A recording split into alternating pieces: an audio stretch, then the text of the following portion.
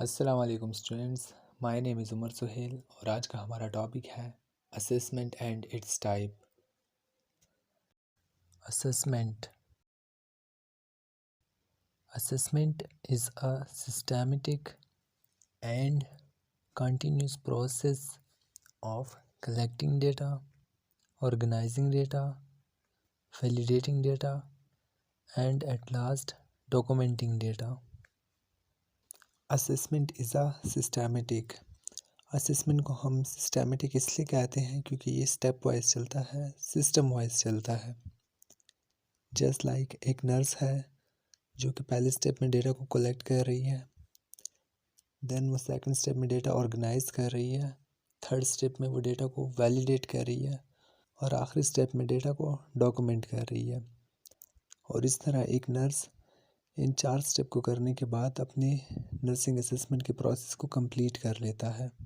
And continuous process of collecting data, और ये continuous process है वो इस वजह से है क्योंकि ये वाहिद स्टेप है जो कि तकरीबन तमाम नर्सिंग प्रोसेस के स्टेप में यूज़ होता है। और हम 2 तरह के डेटा कलेक्ट करते हैं, एक होता है सब्जेक्टिव डेटा और एक ऑब्जेक्टिव डेटा। सब्जेक्टिव डेटा वो डेटा होता है जो कि हमें क्लाइंट बता रहा होता है, मींस हमें पेशेंट बता रहा होता है, और ये डेटा नॉन मेजरेबल होता है। और दूसरा डेटा होता है ऑब्जेक्टिव डेटा जो कि हम मेजर करते हैं through instrument just like vital sign. Then जो डेटा हमने कलेक्ट किया होता है हम उसे ऑर्गेनाइज करते हैं, लाइक जिस किस्म की क्वेश्चन का आंसर होता है हम उसे उसके पैटर्न में लिख देते हैं। फॉर एग्जांपल हम पेशेंट से सवाल पूछते हैं कि आप दिन में कितनी दफ़ा खाना खाते हो, तो वो हमें जो भी आंसर करेगा हम उसे न्यूट्रिशन वाले पैटर्न में लिख लेंगे। और जो मोस्ट कॉमन मेथड यूज़ होता है डेटा ऑर्गेनाइज के लिए वो FHP मॉडल है, जिसे हम गॉर्डन फंक्शनल हेल्थ पैटर्न भी कहते हैं। एंड देन थर्ड स्टेप में हम डेटा को वैलिडेट करते हैं, हम देखते हैं कि क्लाइंट जो हमें बता रहा है वो सच भी है या नहीं। फॉर एग्ज़ाम्पल पेशेंट कहता है कि मेरा नाम ये है या कुछ भी है, तो हम उसे कहते हैं कि अपना ID कार्ड दिखाओ, और इस तरह ये डेटा वैलिडेट हो जाता है। और लास्ट में डेटा को डॉक्यूमेंट किया जाता है, मीन्स लिख दिया जाता है। असेसमेंट का पर्पज़ ये है कि हम जान सकें कि हमारे पेशेंट की फ़िज़ियोलॉजिकल कंडीशन कैसी है, मीन्स वो फिज़िकली कैसा है, उसकी साइकोलॉजिकल कंडीशन कैसी है, मीन्स उसकी मेंटल कंडीशन कैसी है, और स्पिरिचुअल कंडीशन उसकी कैसी है, मीन्स वो किस चीज़ को वैल्यू देता है, उसका बिलीफ क्या है, हम ये जान सके।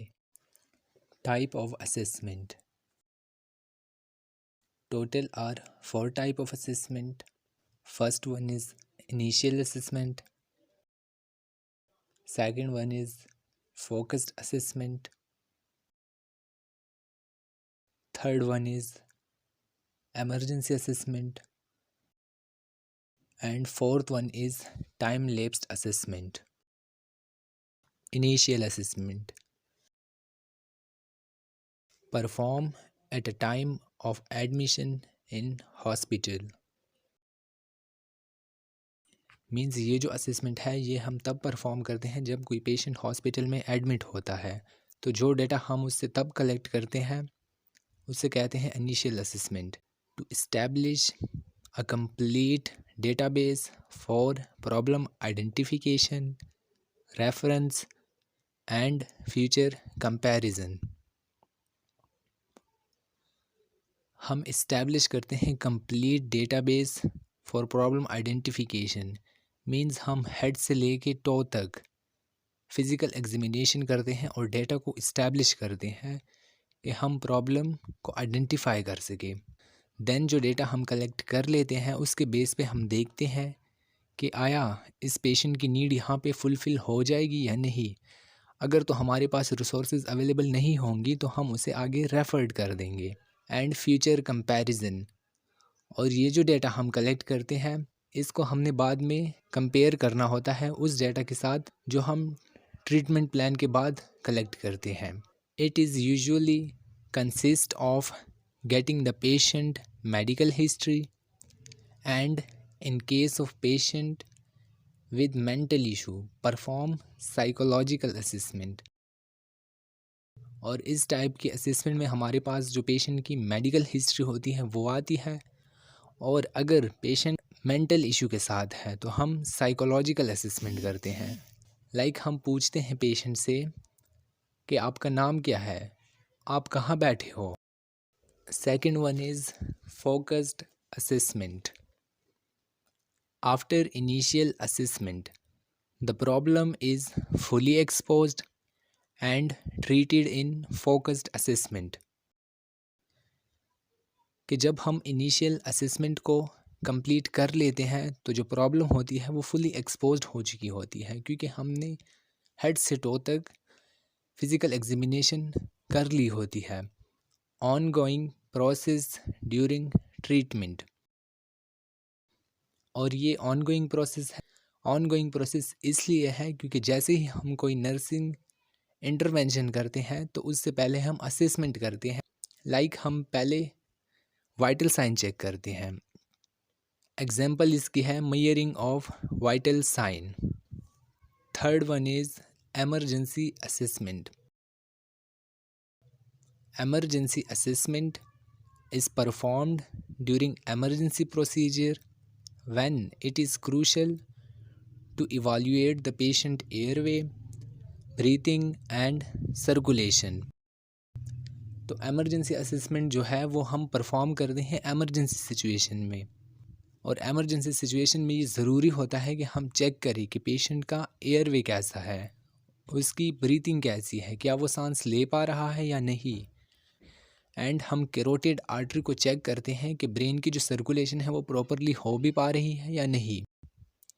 सीपीआर एक एमरजेंसी प्रोसीजर है और ये एग्जांपल है एमरजेंसी असेसमेंट की, और सीपीआर की अब्रीविएशन है cardiopulmonary resuscitation. Fourth and last one is time lapsed assessment. After the medical condition is properly diagnosed and treatment plan is implemented, the time-lapse assessment is conducted to evaluate how the patient react to the treatment plan and how the condition of patient now. कि जब medical condition properly diagnosed हो जाती है और हम treatment plan implement कर लेते हैं तो हम टाइम लैप्स असेसमेंट करते हैं। हम इसमें फ़ीडबैक लेते हैं और पेशेंट से पूछते हैं कि ट्रीटमेंट प्लान के इम्प्लीमेंट होने के बाद आप कैसा फ़ील कर रहे हो और अब आपकी सेहत कैसी है, और हम इस डेटा को कंपेयर करते हैं उस डेटा के साथ जो हमने इनिशियल असेसमेंट में कलेक्ट किया होता है। हम देखते हैं कि जो इनिशियल असेसमेंट में हमने पेशेंट की नीड आइडेंटिफाई की थी क्या वो फुलफ़िल हो चुकी है या नहीं। It's all about my lecture. For more videos, please subscribe my YouTube channel.